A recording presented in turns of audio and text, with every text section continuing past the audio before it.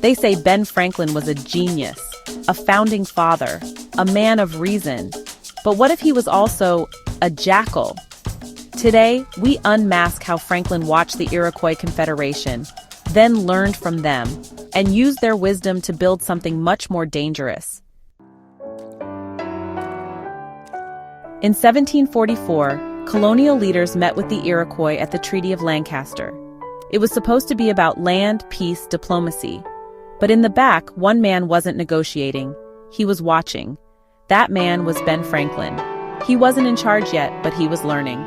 He saw how the Iroquois Confederation spoke with one voice. 6 nations, 1 council, total unity. And like any good jackal, he took notes.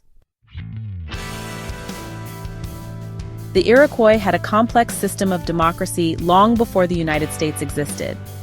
Franklin saw that system, and by 1754, at the Albany Congress, he presented the Albany Plan of Union.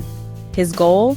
Unify the colonies under one structure, to rival the Iroquois, and eventually to overpower them. It would be a strange thing if 6 nations of ignorant savages should be capable of forming a scheme for such a union, and yet that a like union should be impracticable for 10 or a dozen English colonies. Admiration? Maybe, but this wasn't respect. This was strategy. Franklin saw a model and weaponized it. By the time the United States was born, the Iroquois system had been dissected and repurposed. Franklin and others built a new government inspired by indigenous wisdom, but excluded indigenous voices. The jackal doesn't build from nothing. He builds from what others leave behind. He didn't steal it out of hatred. He stole it out of ambition.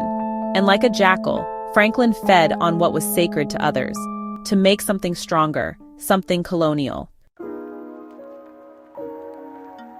Franklin is remembered as a visionary, but maybe he was just the cleverest predator in the room. He took indigenous structure. He turned it into colonial power, and he did it with a smile. So, was Franklin a student of democracy or a jackal in the shadows?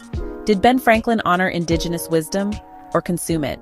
Drop your thoughts in the comments.